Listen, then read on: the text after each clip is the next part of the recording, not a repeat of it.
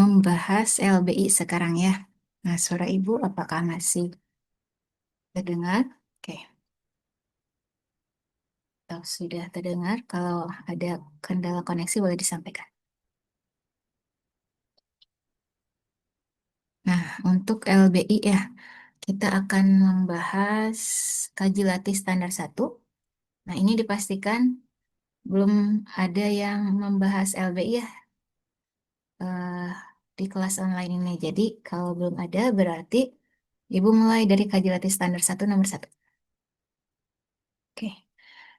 Nah, ini pernah kita temukan soal yang serupa dengan teksnya itu apa? Mengenai susu ya di reguler ya, kayak gitu. Nah, kita menemukan tipe soal yang sama, tapi yang dibahas adalah coklat ya. Apakah penulisan coklat itu memang seperti ini? Nah, di luar konteks dulu ya.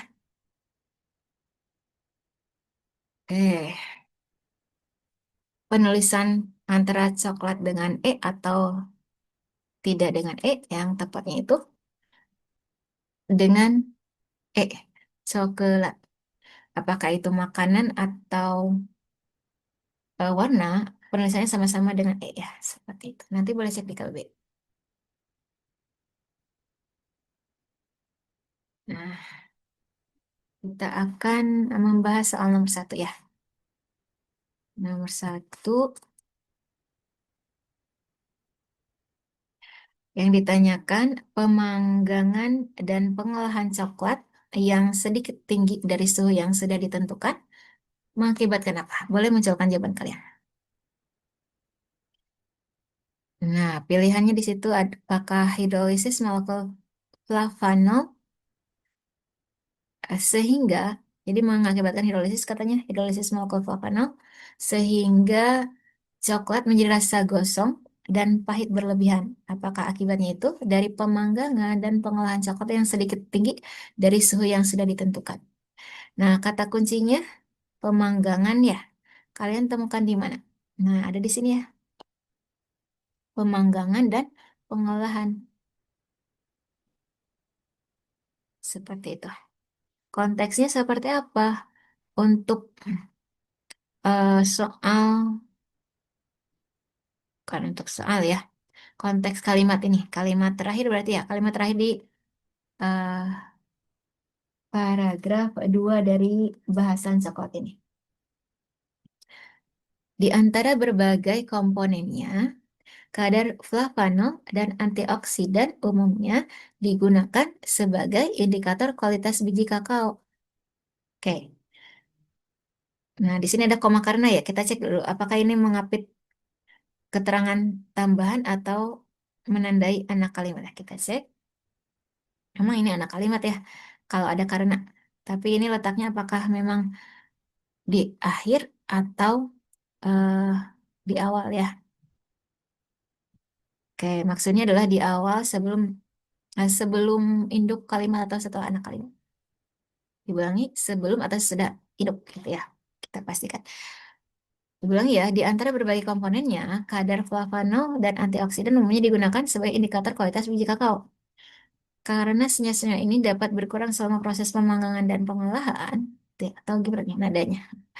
Oke, sementara kandungan lemak dan mineral intri relatif lebih stabil. Oke. Nah, kalau Ibu lihat, nah sepakat tidak? Karena di sini untuk ada kaitannya kausalitasnya dengan yang mana? Kalau dilihat dengan yang ini ya. Nah,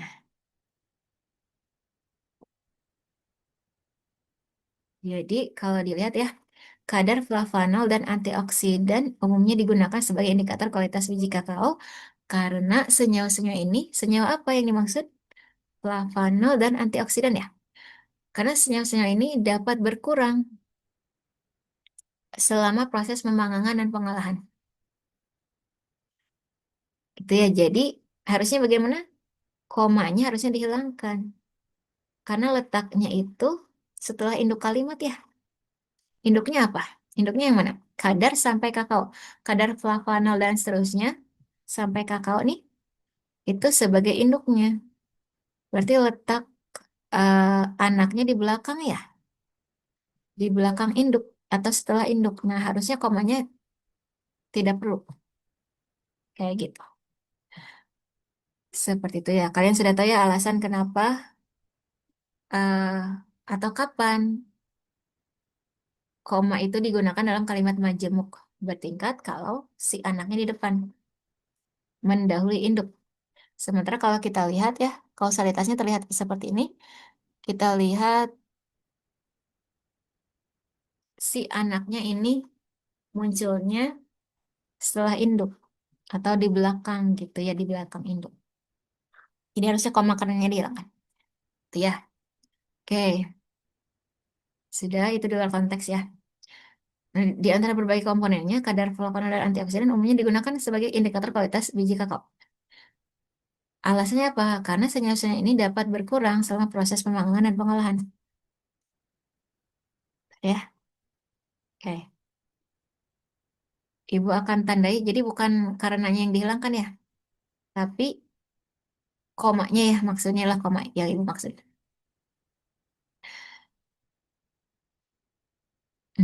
Oke, kita juga sementara kandungan lemak dan mineral inti relatif eh, dan mineral inti relatif lebih stabil.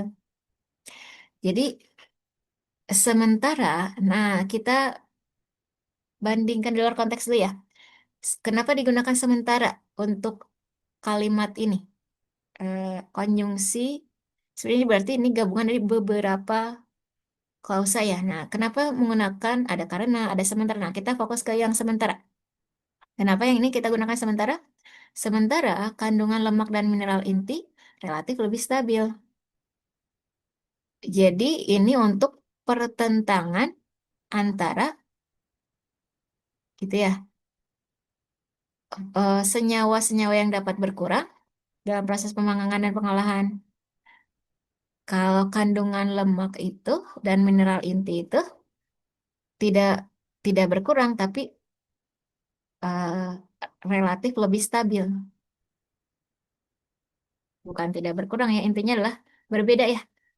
eh, Relatif lebih stabil untuk kandungan lemak dan mineralnya tidak terpengaruh kadarnya kalau dibandingkan dengan kadar flavonol dan seterusnya. Gitu ya. Jadi itu tepat ya menggunakan sementara di sini. Oke, kita cek lagi. Berarti antara A, B, C, D, E kalian setuju yang mana?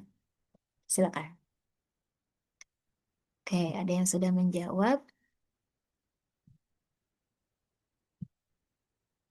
Untuk soal nomor satu LBI ya, kita sedang membahas LBI. Nah, oke, ada langsung 4 soal ya. Nah, untuk soal nomor satu ada yang menjawab yang A nih. Nah, hidrolisis molekul flavanol dan seterusnya dalam hal ini sebagai antioksidan ya, apa diulangi ya, mengakibatkan hidrolisis katanya. Hidrolisis molekul flavanol. Nah, kalau gitu kita cek apa sih arti hidrolisis gitu ya. Nah, Ibu butuh bantuan KBBI ya. Hidrolisis. Boleh cek KBBI juga, kalian juga boleh. Hidrolisis itu pemecahan senyawa kimia melalui penambahan air. Diulangi ya, pemecahan senyawa kimia melalui penambahan air. Mungkin dalam hal pemecahannya, nah ini awamnya Ibu ya, bisa saja mungkin maksudnya lah jadi berkurang, kurang lebih kayak gitu. Tapi dalam hal ini hidrolisis itu penjelasan tamanya apa? Melalui penambahan air, pemecahan senyawa kimianya melalui penambahan air. Sementara ini di sini konteksnya apa? Berkurang nih senyawa-senyawa ini, flavanol dan antioksidan itu berkurang dapat berkurang selama proses pemanggangan dan pengolahan. Kayak gitu ya. Kita lanjutkan hidrolisis molekul flavanol karena sehingga apa? Dari hidrolisis itu untuk yang A ini sehingga apa coklat menjadi rasa gosong dan pahit berlebihan. Nah, apakah tergambar dari kalimat yang terakhir ini? Silakan. Ada lagi selain yang A? Boleh. Nah, ada yang sepakat? Apakah ada yang sepakat dengan yang B? Nah, Ibu munculkan dulu. Yang B itu apa? Denaturasi. Walaupun sebenarnya di KBBI, bukan di KBBI ya. Walaupun sebenarnya dalam teksnya tidak ada istilah, ada tidak istilah hidrolisis di teksnya? Denaturasi apakah ada? Katabolisme ada tidak? Dan yang lain, degradasi ada tidak? Nah, ada yang menjawab satu yang B. Kita cek ya. Apa arti denaturasi? Denaturasi. Denaturasi itu diartikan keadaan protein terurai menjadi struktur primernya. Keadaan protein terurai menjadi struktur primernya. Nah, kalau dalam teksnya gimana? Kadarnya itu, kadar flavonol dan antioksidan dapat berkurang. Ya, kayak gitu. Apa yang ditanyakan pemanggangan dan pengolahan coklat yang sedikit tinggi dari suhu yang sudah ditentukan mengakibatkan apa? Gitu ya. Di sini bisa nih dalam konteks selama proses pemanggangan dan pengolahan ya. Ada konteks yang lainnya nggak yang merujuk pada suhu yang lebih tinggi dari yang seharusnya? Sementara Ibu temukan konteksnya adalah pemanggangan tadi ya.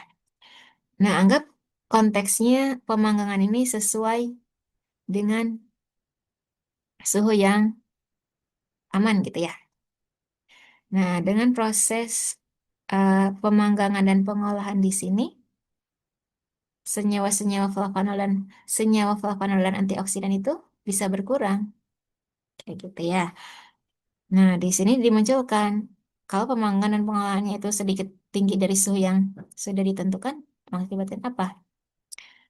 Nah, jadi jawabannya kenapa yang B? Tadi ya, istilah denaturasi tadi sudah disebutkan. Denaturasi sebagian besar kadar flavonoid dan antioksidan ya. Sehingga apa? Menurunkan kualitas coklat. Nah, ada kata kunci menurunkan kualitas coklat. Jadi, indikator kualitas biji kakao itu dari kadar flavonoid dan antioksidannya. Seperti itu ya.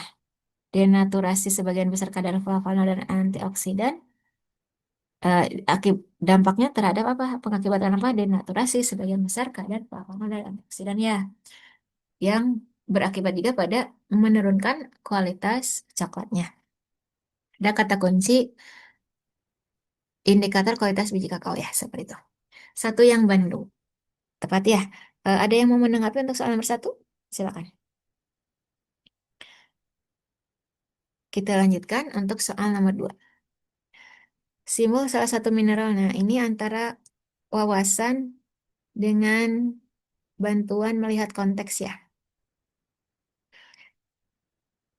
Langsung, oke. Ada yang menjawab nomor dua itu yang delta. Lalu ada juga yang menjawab yang delta ya. Nah, delta itu apa? Cu ya. Cu itu adalah lambang kimia dari kuprum ya. Seperti itu. Nah, jadi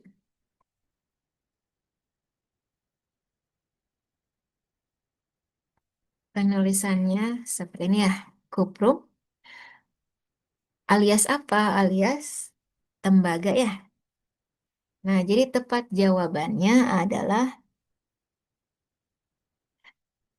oke, sebentar. Jawabannya untuk soal nomor 2 yang delta. Kenapa eh, jawaban yang delta apa yang ditanyakan? Simbol salah satu mineral, simbol salah satu mineral yang terkandung dalam coklat hitam. Sesuai bacaannya. Oke, umumnya katanya ya, komposisi, nah oke, mineral ya, nah oke. Mineral yang terdapat dalam coklat hitam, di antaranya apa? Ya, ada magnesium, ada tembaga, nah ada besi, ada mangan, ada fosfor, ada seng. Jadi kenapa kita pilih dan kalian pilih yang delta ya?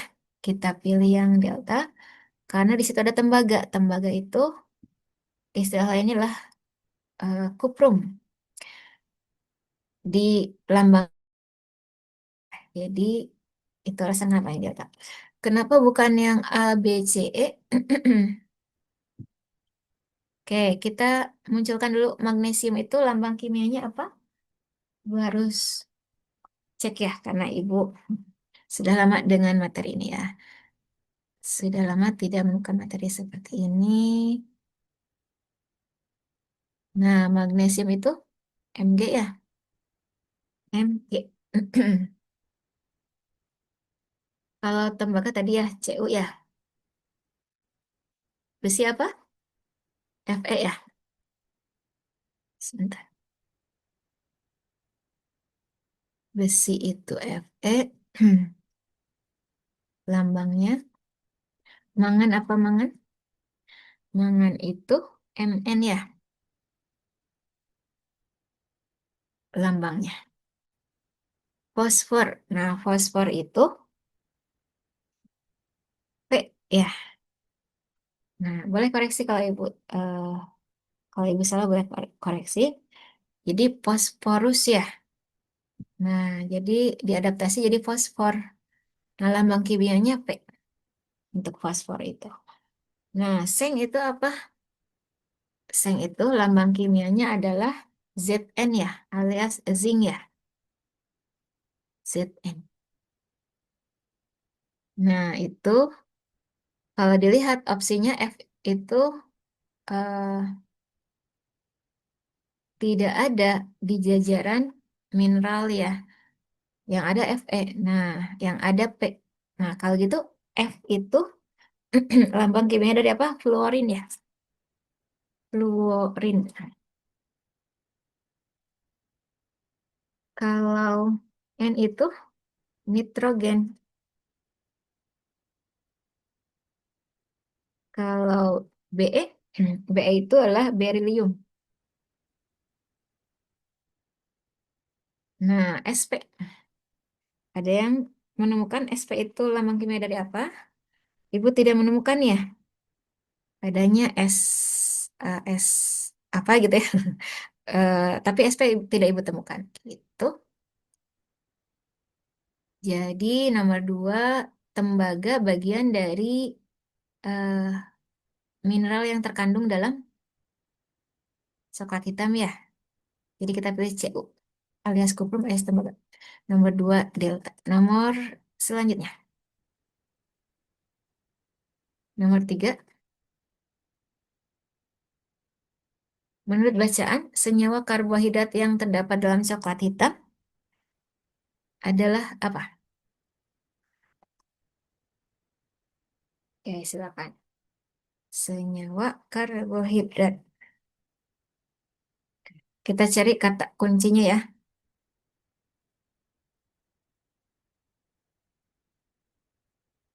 Oke, kita cari kata kunci dari karbohidrat. Kalian temukan di paragraf berapa?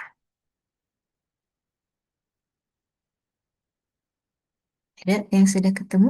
Sebentar ya. Oke, ada nih di awal paragraf 2.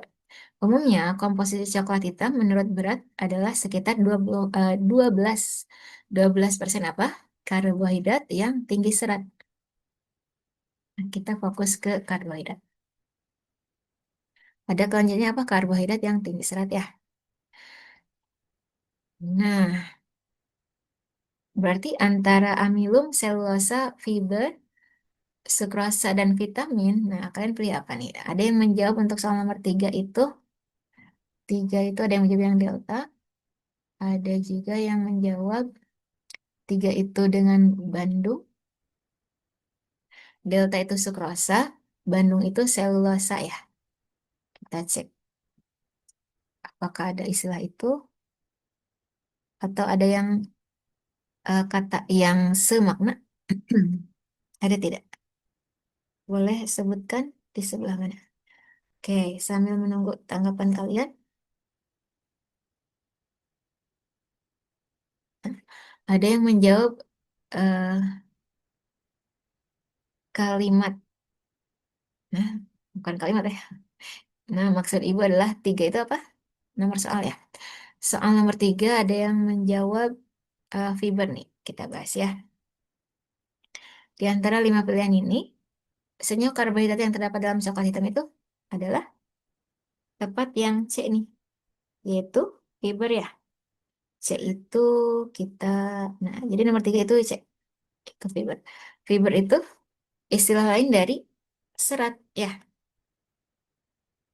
seperti itu. Istilah lain dari serat fiber itu. Oke, jadi jawabannya adalah yang C. Karena tadi apa? Karbohidrat yang tinggi serat. Itu. Ya, 3C, fiber. Nomor 4. Pernyataan yang benar tentang teobromina dan kafeina yang terdapat dalam coklat. A, B, C, D, E. Tadi ada yang sudah menjawab nomor 4 ya. Ada yang menjawab yang A.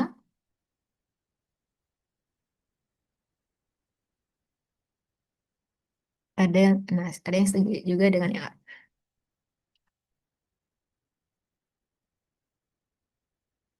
Nah, itu apa? Teobromina dan kafeina merupakan senyawa alkaloid yang bersifat stimulan ringan bagi sistem saraf pusat, membantu meningkatkan kewaspadaan dan mengurangi rasa lelah. Nah, kita cek ya. Kata kuncinya teo apa? Teobromina.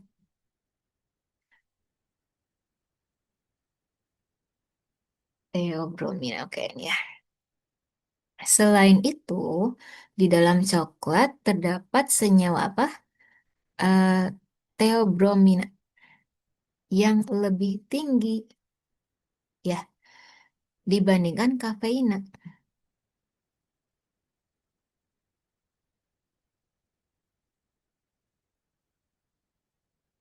Oke, kita cek konteksnya ya. Selain itu, di dalam coklat terdapat senyawa teobromina yang lebih tinggi dibandingkan kafeina menjadi alkaloid utama dalam coklat. Menjadi alkaloid utama dalam coklat dan kafeina. Nah, apakah ini ada lanjutannya nggak ya? Kita lanjutkan ya.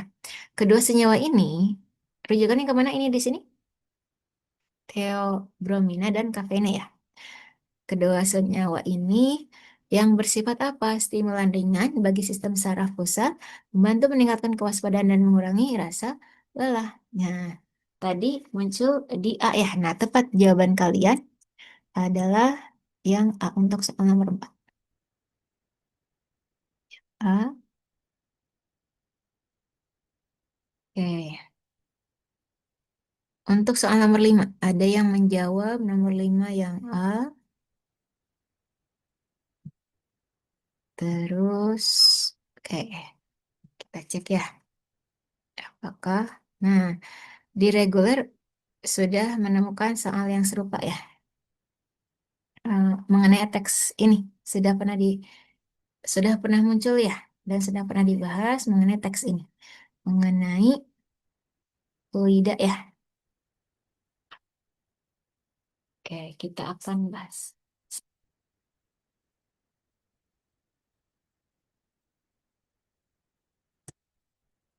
Nah, kita mulai dari membaca soal untuk soal nomor 5 ya. Kecepatan partikel fluida di pusat pipa dari fluida yang lajur regangan gesernya oke, disebutkan dalam bacaan sama dengan yang mana? Oke, kalau dilihat masih ingat tidak dengan jawaban yang sebelumnya? Nah, sebenarnya waktu itu kita coba bahasnya sepertinya. Nah, kita munculkan dulu ya. Atau ibu tuliskan dulu. Oke, V. Oke, ada yang menjawab yang A. Kita cek. V R ya.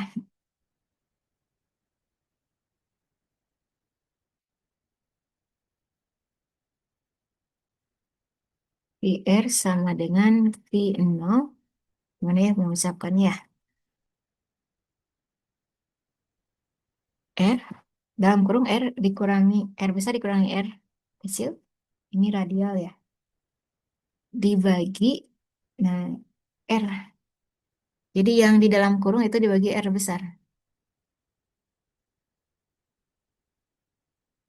Nah, di sini radialnya itu 0. Kenapa? Nah, Ibu munculkan dulu di sini di pusat pipa. Kecepatan partikel fluida, kecepatan kan dilambangkan V ya. Kecepatan partikel fluida di pusat pipa dari fluida yang yang laju regangan gesernya disebutkan dalam bacaan sama dengan gitu ya. Kayak gitu. Nah, kita lanjutkan. Jadi atau seperti ini. Di pusat pipa ini berarti radialnya 0. Nanti boleh dikonsultasikan ke guru yang bersangkutan ya. Karena di pusat pipa berarti radialnya 0. Kita akan masukkan ke sini.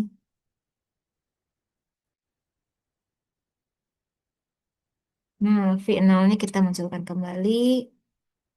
R besarnya juga kita munculkan kembali. Nah, R kecilnya tadi apa? 0 ya? Dibagi R besar. Terus kalau gitu,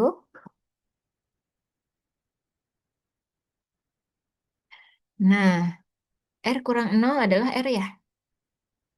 Nah, seperti itu. Oh, kayaknya baginya harusnya di sini ya.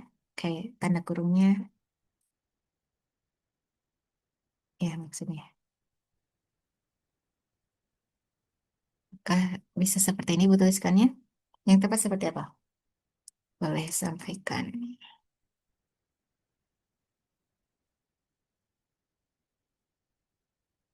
Nah, seperti ini.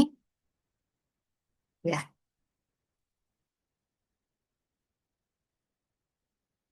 Nah, R bagi R berapa? R besar bagi R besar berapa? 1 ya? Nah, berarti kita tuliskan dulu. V0 dikali 1 adalah V0. Nah, jadi pada saat Ibu cek kembali eh, diktat yang sebelumnya ya, sebenarnya oke, penjelasannya arahnya sudah ke V0 sebenarnya ya. Kayak gitu. Hanya waktu itu kuncinya itu, kalau tidak salah pada saat Ibu cek lagi, yang A ya. Nah, jadi harusnya bagaimana kalau berdasarkan penjelasan ini, yang radialnya kita ubah jadi 0 karena ya di pusat pipa ya, seperti itu. Jadi jawabannya apa? Kalau bukan yang A, gitu yang E ya, V0. Seperti itu.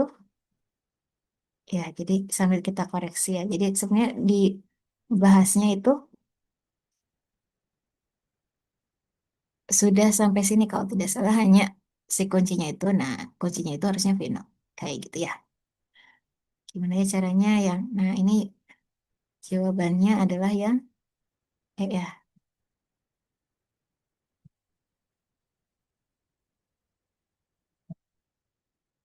Nah, Ibu mencoba kayak gini aja ya.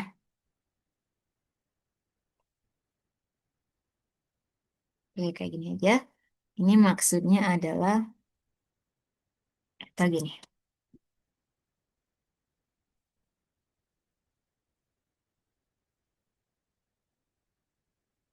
Nah, jawabannya yang E nih. V0. Gitu ya.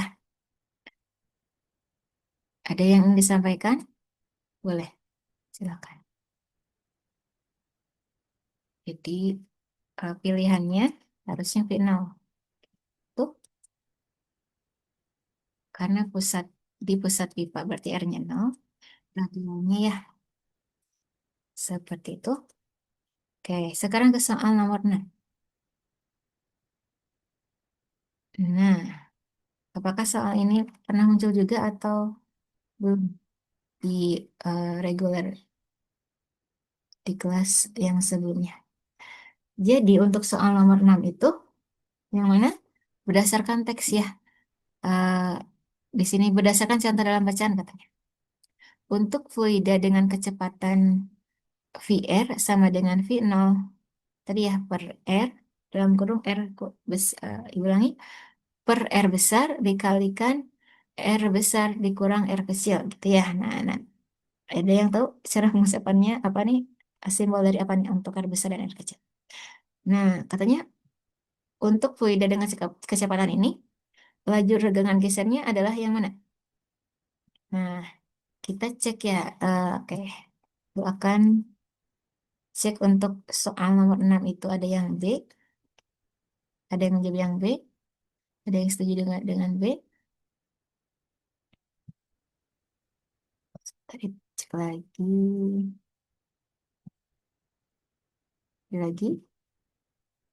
Nah, soal nomor 6 ya. Berarti sepakat dengan B ya.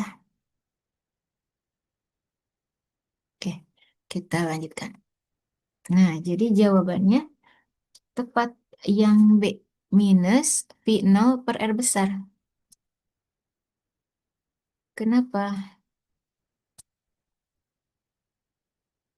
Nah, ini berdasarkan teks terlihat ya. Nah, ini nih.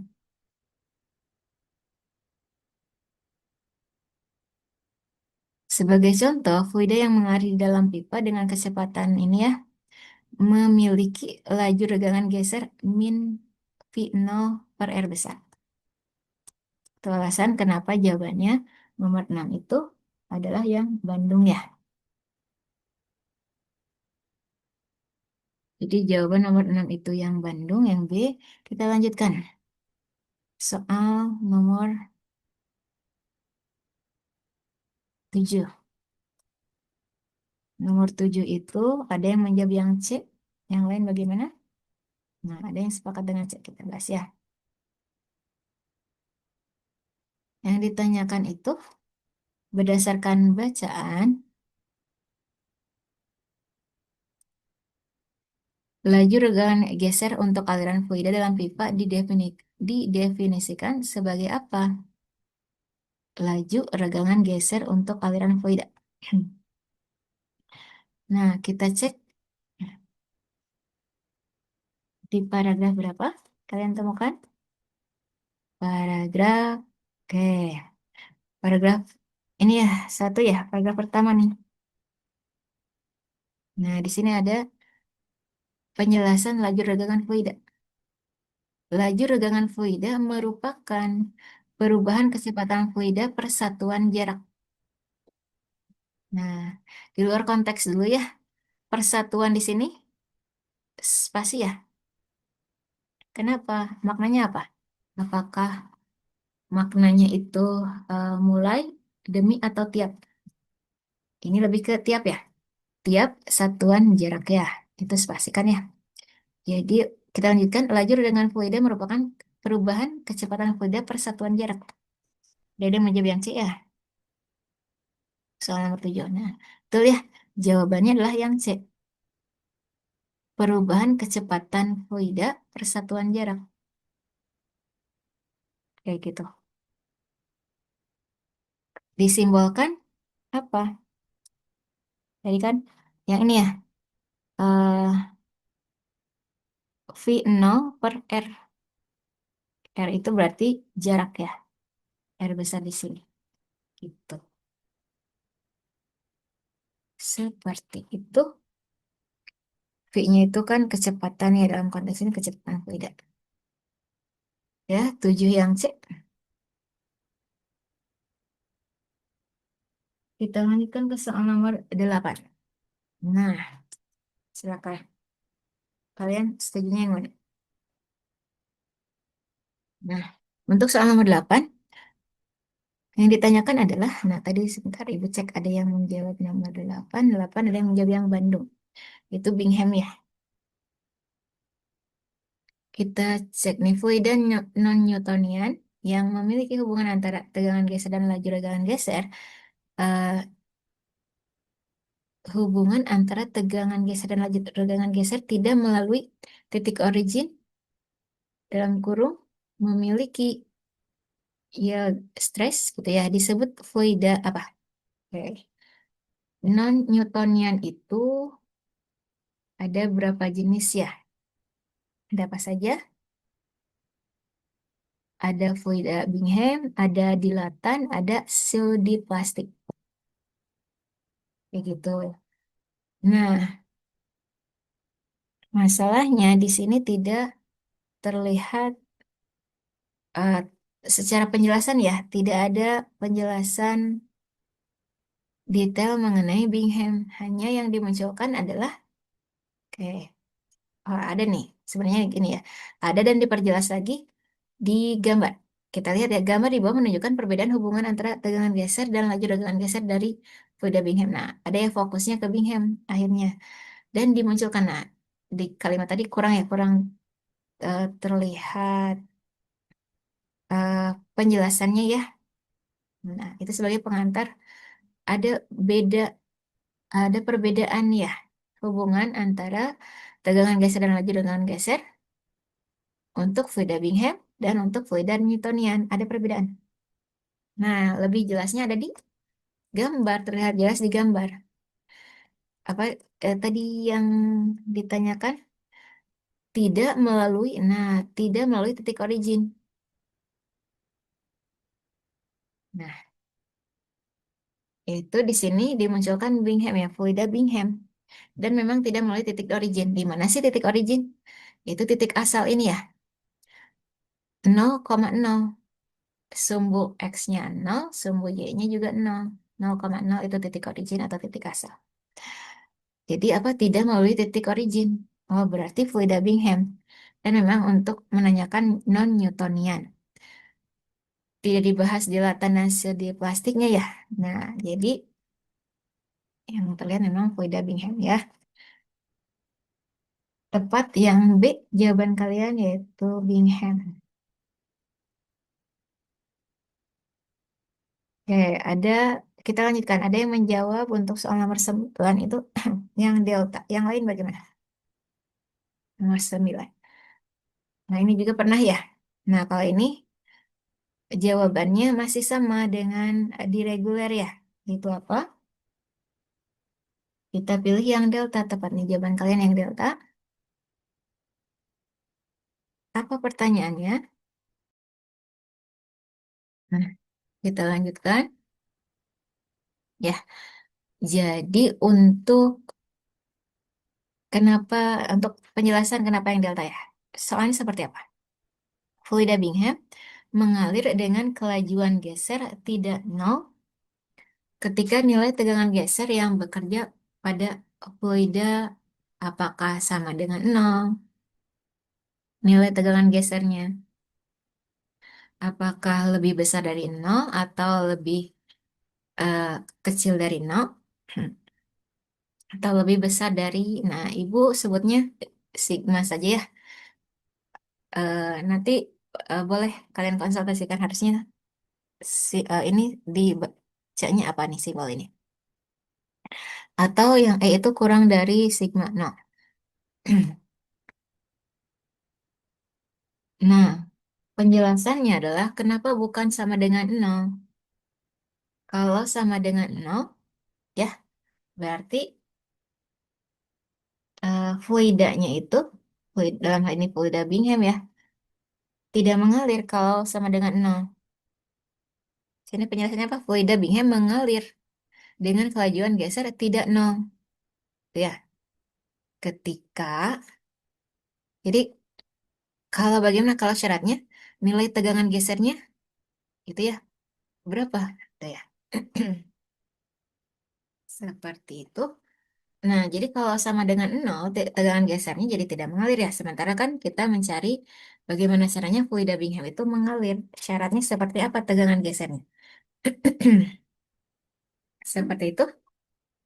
Nah, oke. Kita lanjutkan lagi. Kenapa bukan yang eh, kenapa bukan yang B lebih besar dari nol? Nah, yang lebih tepatnya adalah harusnya lebih besar dari sigma nol, bukan lebih besar dari nol ya. Kalau lebih besar dari nol, ya kan 0,1 misalkan. Nah, itu belum tentu bisa mengalir. Intinya adalah harus lebih besar di sigma nol. Kayak gitu. Kenapa bukan yang C? Kalau kurang dari nol, berarti di bawah nol itu negatif ya. Jadi kalau negatif, kalau di grafiknya nih, kalau kita cek grafik, tampak grafiknya itu menunjukkan positif ya. Nah, ini kan sebelah sini, bagian kanan atas,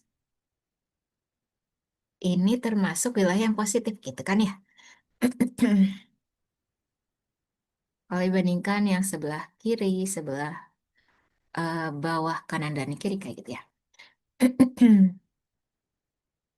Kelanjutnya, oke. Jadi tepat yang delta lebih besar, tegangan gasnya itu lebih besar dari sigma nol agar bisa mengalir ya. Kayak gitu.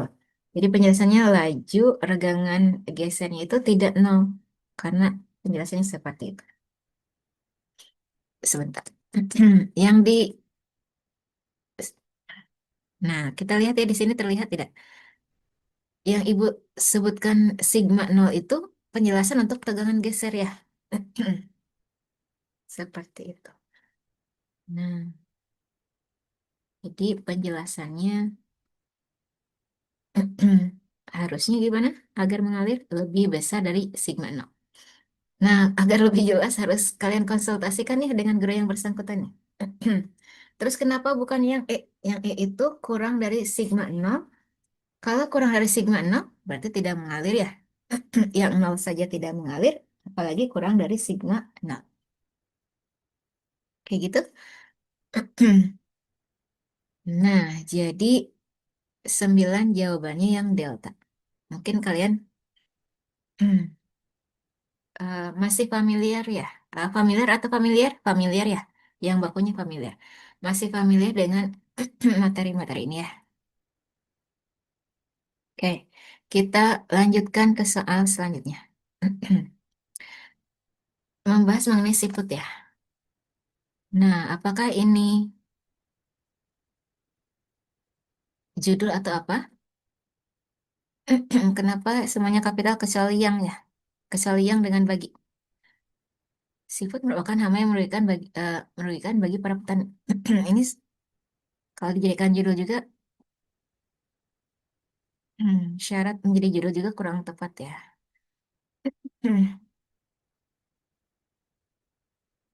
Walaupun bisa, atau intinya rata-rata judul itu dalam bentuk frasa rata-rata ya. Nah, jadi harusnya M-nya kecil, ini H-nya kecil, M untuk merugikan M-nya kecil.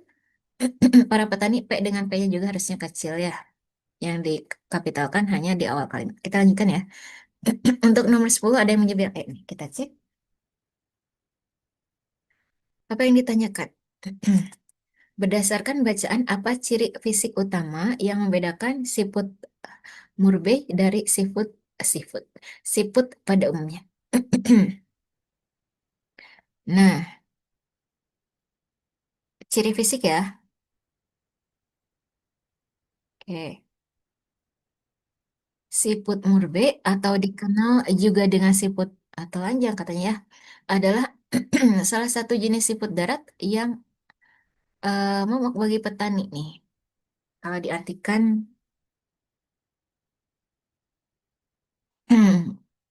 bisa diartikan momok itu adalah hantu atau dalam kurung untuk menakut-nakuti anak.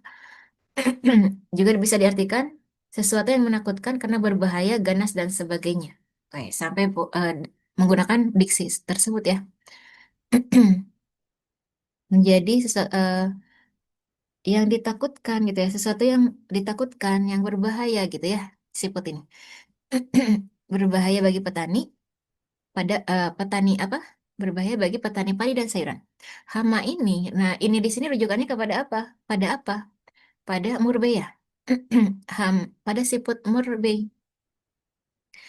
Hama ini alias siput murbei gitu ya, memiliki gimana? Tubuh berlendir, tidak bercangkang, berwarna coklat keabu-abuan hingga kehitaman, dan umumnya berukuran antara 5 hingga 8 cm. Nah, tadi ada yang menjawab yang ya. Breakfast di The Green, Bu. Breakfastnya di The Green aja. Gimana? Silakan. Berarti nggak pakai Nggak pakai apa? Oke. Kenapa nih? Silakan.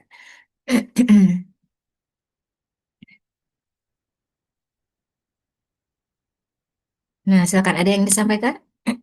Ibu belum menangkap nih.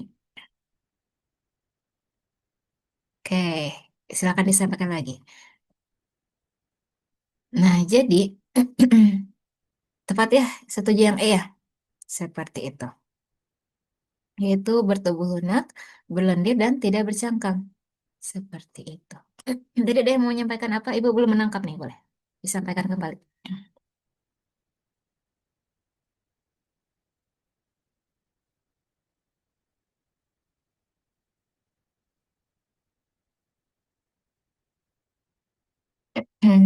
Ada? Ya, ada yang mau disampaikan dulu. Tadi ibu dengarnya The Green. Nah, apa tuh? Ibu belum menangkap dengan yang sedang ibu bahas. Nah, ibu coba sambungkan. Ada? Oke, boleh disampaikan kembali ya. Nah, kita lanjutkan. Nomor 11. Nomor 11 itu silakan. Ada yang menjawab yang A nih, yang lain bagaimana? Nomor 11 yang ditanyakan seorang petani menemukan banyak sekali siput murbei ini, siput murbei dewasa di sawahnya. Setelah panen. Ya, dia khawatir populasi siput murbei ini akan menyerang tanaman padi musim depan. Nah, berdasarkan siklus hidup yang dijelaskan dalam teks, tindakan pencegahan paling efektifnya itu yang dapat dilakukan petani, eh, yang dapat dilakukan petani tersebut itu A, B, C, D. Nah, tadi ada yang menjawab yang A, yang lain bagaimana?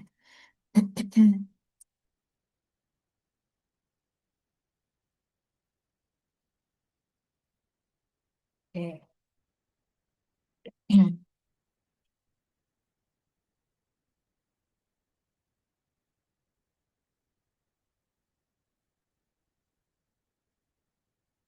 Ada juga yang menjawab yang A juga ya. Nah, kita bahas apakah jawabannya yang A atau yang B. Yang A itu apa? Memasang perangkap cahaya di malam hari untuk membunuh siput dewasa. Ada yang mau menyampaikan atau boleh munculkan di kolom chat alasan kalian memilih yang A. Misalkan di paragraf sekian, di baris sekian, ada kata kunci yang merujuk jawabannya lebih condongnya ke A. Silakan, boleh. Untuk yang A itu memasang perangkap cahaya di malam hari untuk membunuh siput dewasa.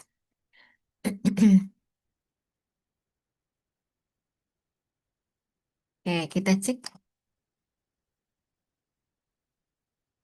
Oke, ada yang eh, menjelaskan, katanya saya menjawabnya berdasarkan soal. Oke, tadi katanya petani itu eh, ada kekhawatiran dari petani yang eh, menemukan banyak sekali siput murbei setelah panen ya. Nah, ada kekhawatiran populasi ini akan menyerang tanaman padi musim depan berdasarkan siklus hidup yang dijelaskan. Nah, jadi kan murbeinya sudah dewasa ya. Atau kita bahas dulu soal nomor 13 ya. Nomor 13 itu ada yang menjawab yang A ya. Yang lain setuju nggak? Oke. Jawaban untuk pertanyaan nomor 13 dulu ya. Berdasarkan siklus hidup siput Murbe yang dijelaskan dalam teks, urutan tahapan perkembangan yang benar dari telur hingga menjadi individu baru yang siap menginfeksi tanaman, katanya ya. Nah, tepat yang A ya, untuk nomor 13 dulu ya, yaitu siklusnya dimulai dari telur, apalagi siput muda, lalu siput dewasa, lalu telur kembali ya.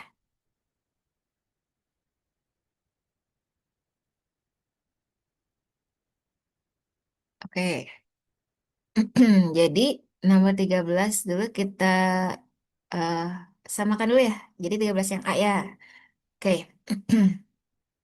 Terus ada yang menjelaskan seperti ini, kenapa menjawabnya itu nomor 11 itu, kenapa lebih memilih yang A gitu ya. Ada salah satu teman kalian menyebutkan alasan kenapa memilih yang A, katanya seperti ini. Di soal disebutkan banyak siput yang dewasa, gitu ya, yang kemungkinan besar bisa berkembang biak dalam kurun waktu yang cepat. Menurut saya yang paling tepat katanya nih adalah membunuh siput dewasanya terlebih dahulu agar tidak berkembang biak. Seperti itu ya. Nah, yang lain setuju juga. Nah, ini logis ya, sebenarnya logis. Jadi, kemungkinan besar bisa berkembang biak nih dalam kurun waktu yang cepat si siput dewasa ini. Ya, katanya caranya seperti itu. Yang A kita cek memasang perangkap cahaya di malam hari untuk membunuh siput dewasa. Seperti itu. Nah, kita sebenarnya logis ya. Ada kemungkinan lain tidak selain yang A? Nanti kita bandingkan. Oke, kita lihat ya dalam konteks kalimat 2, paragraf 2. Tanaman padi dapat diserang oleh hama ini terutama pada musim hujan ketika kondisi lembab. Tulisan lembab memang dengan P ya. Kita lanjutkan. Siput biasanya aktif pada malam hari dan memakan batang muda serta daun tanaman padi yang baru ditanam. Siput dewasa menggerogoti batang padi hingga putus dan menyebabkan tanaman menjadi layu dan mati. Ya. Selain merusak tanaman, nah, siput juga berkembang biak dengan cepat. Nah, kita di luar konteks dulu ya. Di sini ada penggunaan selain ya. Jadi, kecenderung secara makna jadi agak berbeda ya. Di luar konteks dulu ya. Misalkan, siput murbei merusak tanaman dan berkembang biak dengan cepat. Nah, maknanya jadi agak berbeda dengan selain merusak tanaman, siput juga berkembang biak dengan cepat gitu ya. Selain ini, ada juga yang ada eh, dampak lainnya, ada kemungkinan lainnya gitu ya. Nah, telur-telurnya diletakkan berkelompok di tanah lembab, di sela-sela batang padi, atau di pinggiran sawah yang berlumpur. Tentu telur-telur yang tadi berkembang biak dari telur dewasa tadi, bukan telur dewasa ya, dari siput dewasa. Seperti itu. Nah, di paragraf ketiga kita lanjutkan dulu ya. Telur yang menetas akan menghasilkan siput-siput muda yang langsung langsung apa? Mulai memakan tanaman di sekitarnya. Seperti itu. Perkembangan dari telur menjadi siput dewasa yang mampu bereproduksi berlangsung cukup cepat, sekitar 1 hingga 2 bulan. Populasi siput dapat meningkat drastis dalam waktu singkat karena setiap siput dewasa mampu menghasilkan ratusan telur. Jika tidak segera dikendalikan, nah, serangan hama ini dapat menggagalkan panen para petani secara signifikan. Oke, kita cek ya. Nah, ada yang menjawab yang B nih. Sebenarnya logis ya, yang A juga. Memasang perangkap cahaya di malam hari untuk membunuh siput dewasa. Untuk menghindari berkembang biak sebelum muncul, sebelum berkembang biak dan muncul telur. Kayak gitu ya. Dan telur ini akan nantinya jadi siput muda, siput dewasa, dan seterusnya. Nah, di antara opsi yang ada, nah, Ibu akan mencoba dulu jawabannya. Ada yang sepakat dengan B tidak? Nah, tadi ada yang menjawab yang B ya. Nah, jawabannya adalah yang B. Mengeringkan sawah dan membongkar tanah untuk mencari dan memusnahkan telur-telur siput. Ini dengan anggapan, dengan asumsi. Oke, ada yang ditanyakan karena ditanya pencegahan. Ada yang ada yang menjawab yang B dengan alasan karena ditanyanya itu pencegahan ya.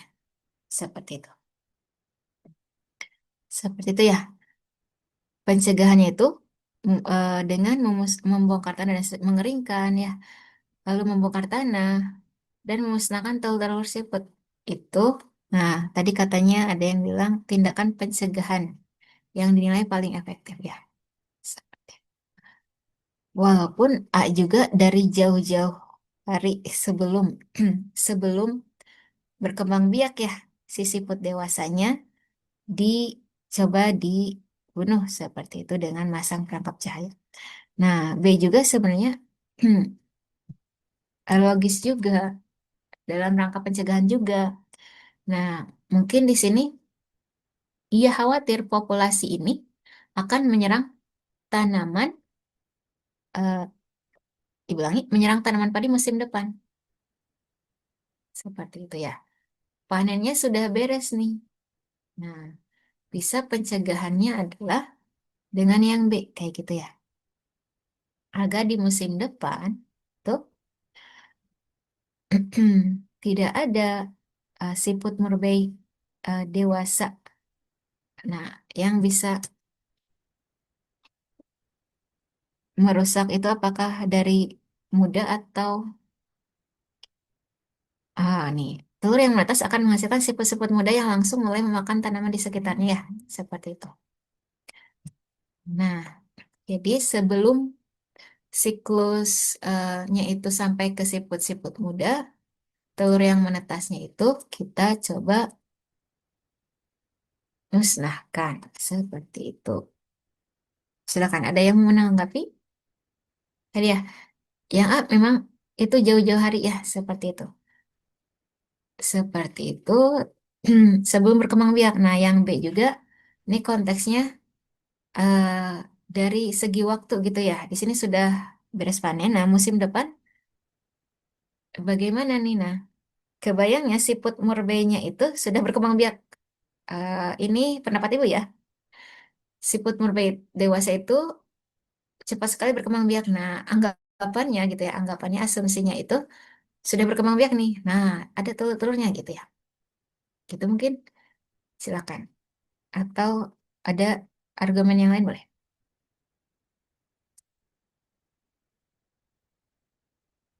Seperti ya. Nah, boleh kalian boleh tanggapi untuk soal nomor 11 ini. Sekarang ke soal nomor 12. Nah, ada yang sudah sampai ke nomor sebentar dicek dulu. Nah, nomor 12 ada yang sudah menjawab yang C, yang lain bagaimana?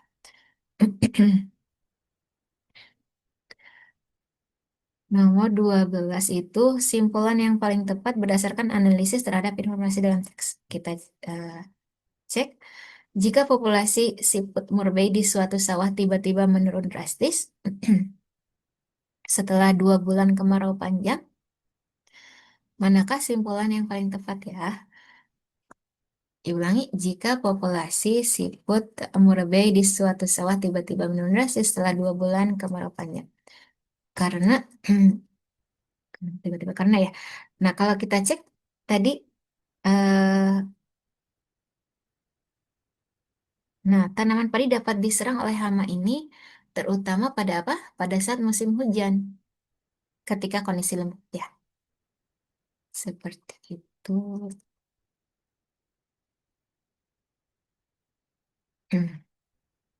Nah, Untuk nomor 12 kita cek yang C ya. C itu apa? Kondisi kering dan kurang lembab menghambat aktivitas dan perkembangbiakan siput.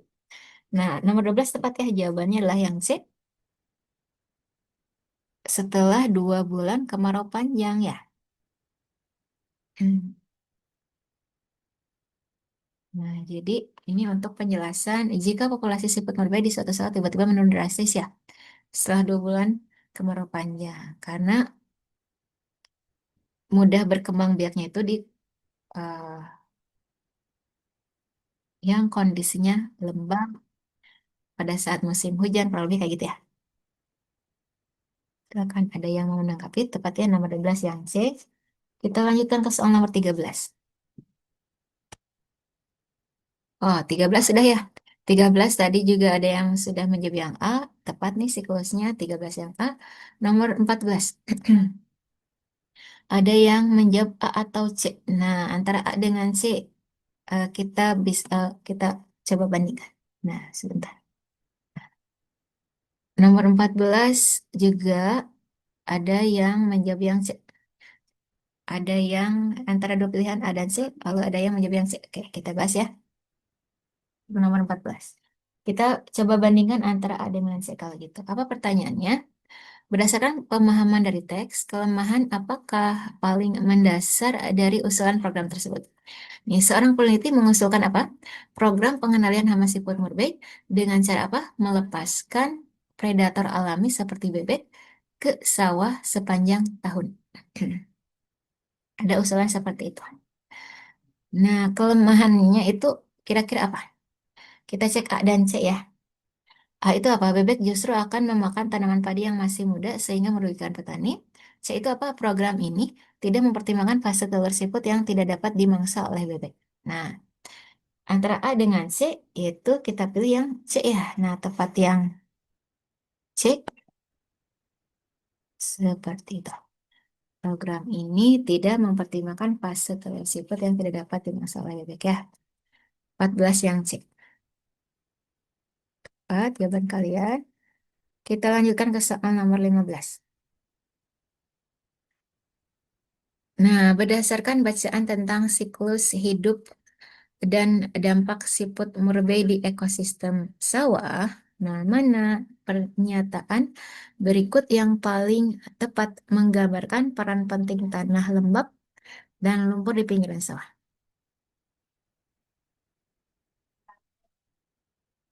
Nah, untuk soal nomor 15 ada yang menjawab yang Bandung yang B. Kita cek ya. Nomor 15 ini. Yang lain bagaimana?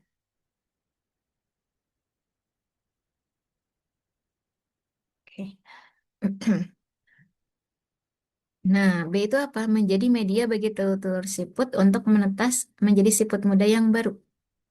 Itu untuk eh, pernyataan mana yang paling tepat menggambarkan peran penting tanah lembab ya.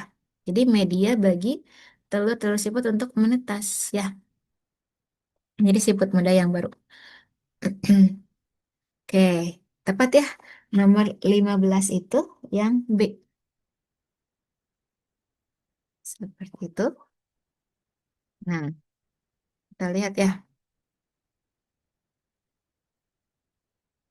Oke, nah ada tiga kalimat berapa di paragraf berapa? Oke, nah, tanaman padi dapat diserang oleh hama dan seterusnya. Nah, pada saat musim hujan ketika kondisi lembab dan seterusnya ya. Nah, di sini nah, telur-telurnya diletakkan berkelompok di tanah lembab di sela-sela batang padi atau di pinggiran sawah yang berlumpur. Seperti itu ya. Kayak gitu kurang lebih tadi penjelasannya pada saat musim hujan ketika kondisi lembab dan si telur-telurnya itu diletakkan berkelompok di tanah lembab. Jadi media bagi telur-telur siput untuk menetas menjadi siput muda yang baru ya. 15 tepat yang Bandung. Nomor 16. Nah, teksnya sudah berbeda nih. Yang ditanyakan apa?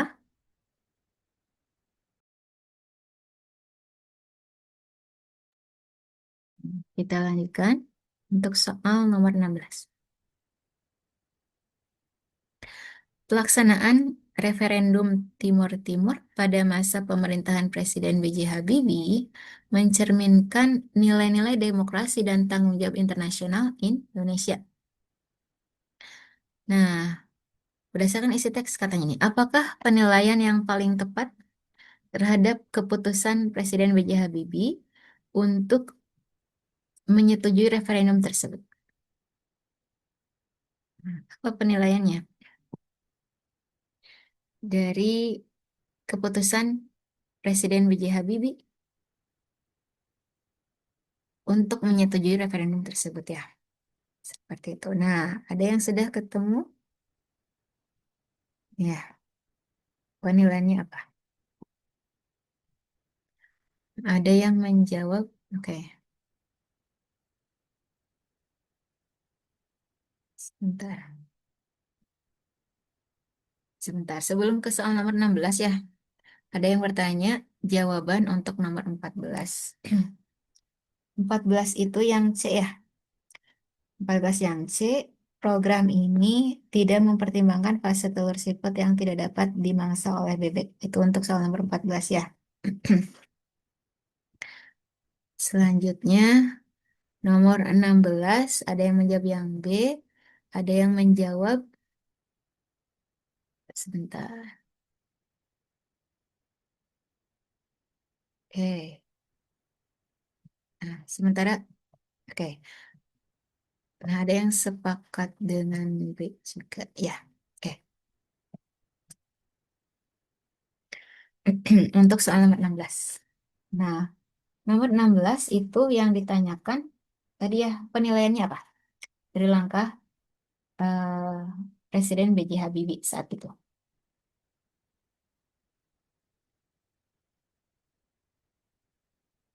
Nah, kita temukan, kita cek ya. Oke, kata kuncinya apa? Eh, Nilai demokrasi dan tanggung jawab ya. Dengan menerima hasil referendum, pemerintah Habibie memberikan contoh bahwa Indonesia adalah negara yang demokratis, gitu ya. Terus apa lagi? Menghargai hak setiap bangsa untuk merdeka serta berperan sebagai anggota masyarakat internasional yang bertanggung jawab. Nah, konteksnya seperti itu. Nah, penilaiannya seperti apa? Nah, tepat ya jawabannya yang Bandung. Langkah itu mencerminkan keberanian dan kebijaksanaan dalam menyelesaikan konflik dengan cara yang bermartabat dan sesuai prinsip demokrasi. Tepat ya? Nah, jadi bukan menunjukkan kelemahan. Jadi tidak kita, jadi opsi yang A tidak kita pilih ya. Karena kalau C bukan bentuk pengkhianatan ya, bukan semata-mata eh, karena tekanan ya. Jadi bukan yang delta. Karena terus bukan membuktikan bahwa Indonesia itu tidak mampu menjaga stabilitas politik dan seterusnya. Jadi jadi tidak kita pilih yang ya. Nah, jawabannya adalah tepat nomor 16 itu yang Bandung, mencerminkan keberanian dan kebijaksanaan dalam menyelesaikan konflik ya. Tuh.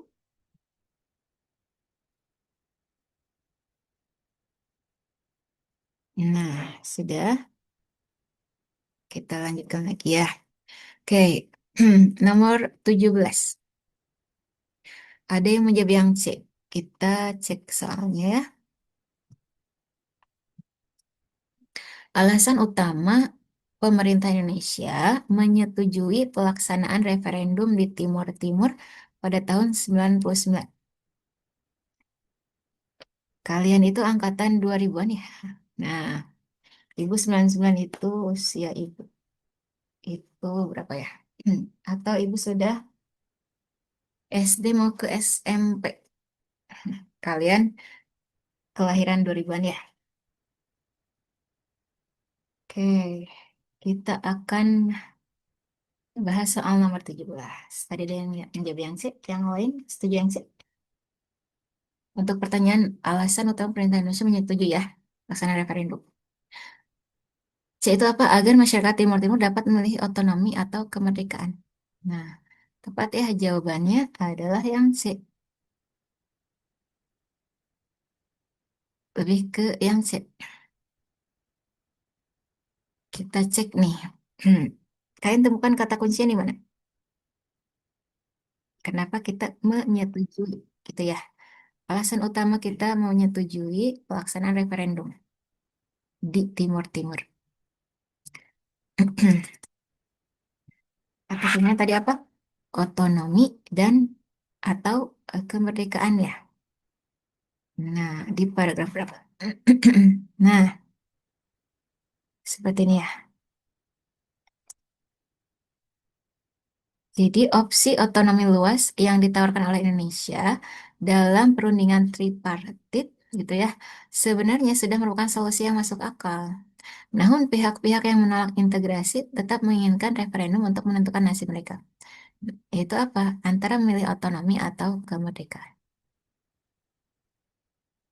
Seperti itu ya. Menyadari sulitnya mencapai perdamaian jika konflik terus berlanjut, pemerintah Indonesia akhirnya memilih untuk menyetujui pelaksanaan jajak pendapat. Kayak gitu ya. Seperti itu. Alasan utamanya tampak di paragraf tadi, agar masyarakat Timur Timur dapat memilih otonomi atau kemerdekaan. 17 yang C tepat. Selanjutnya untuk soal nomor 18. 18 itu dampak positif dari keputusan Presiden B.J. Habibie dalam menerima hasil referendum Timur Timur. Dampak positifnya apa? Ada yang menjawab yang B ini untuk soal nomor 18. Nah, tepat ya yang B. Membangun citra Indonesia sebagai negara yang menghargai demokrasi. Seperti itu. Tadi ada kata kunci demokrasi ya. Seperti itu dampak positifnya membangun citra Indonesia sebagai negara yang menghargai demokrasi. Terus nomor 19 kita bereskan sampai nomor 20 ya. Nah, nomor 19 itu berdasarkan bacaan di atas yang dimaksud dengan resolusi-resolusi PBB adalah apa? Nah, tadi ada yang menjawab untuk soal sebelumnya ya. Jadi nomor 18 tepat ya, ada yang setuju juga. Nomor 18 itu yang membangun citra Indonesia sebagai negara yang menghargai demokrasi ya, dampak positif. Kita cek untuk soal selanjutnya, nomor 19. Oke, tadi apa? Ada yang menjawab 19 itu. Nah, ada yang menjawab yang C. Yang lain bagaimana untuk soal nomor 19? Yaitu, nah, tepat yang C. Referendum, referendum, referendum, sama-sama ya. Resolusi-resolusi PBB maksudnya. eh yang C kenapa? Nah, Ibu bacakan dulu. C itu apa? Tuntutan internasional yang mendesak penyelesaian masalah Timur Timur. Sebenarnya ya, resolusi itu diartikan resolusi. Resolusi itu diartikan putusan atau kebulatan pendapat ya. Nah, kenapa bukan yang A? Nah, di sini ada arti lainnya. Ibu lanjutkan ya, putusan atau kebulatan pendapat berupa apa? Permintaan atau tuntutan yang ditetapkan oleh rapat dalam kurung musyawarah atau sidang. Atau diartikan juga resolusi itu adalah pernyataan tertulis, biasanya berisi tuntutan tentang suatu hal. Nah, jadi kenapa yang C? Nah, memang ada kata kunci tuntutan juga. Tuntutan apa dalam konteks resolusi PBB? Itu tuntutan internasional yang mendesak penyelesaian masalah Timur Timur ya. Jadi jawabannya yang C. Kenapa bukan yang A? Padahal kata kuncinya keputusan ya. Nah, masalahnya kelanjutannya kurang sesuai. Keputusan yang dibuat oleh pemerintah Indonesia untuk menjaga perdamaian. Nah, sementara konteksnya apa yang ditanyakan? Resolusi PBB. Jadi lebih tepatnya yang C ya. C itu apa? Tuntutan internasional yang mendesak penyelesaian masalah Timur Timur ya. Yang C. Terakhir nomor 20. Ada yang menjawab yang E. Nah, yang lain bagaimana? Nah, sepakat juga dengan E, tepat ya. 20 ya itu yang E. Nah, apa itu yang E? Oke. Apa yang ditanyakan? Nah, ini ya, sebelum Ibu akhiri, Ibu jelaskan singkat.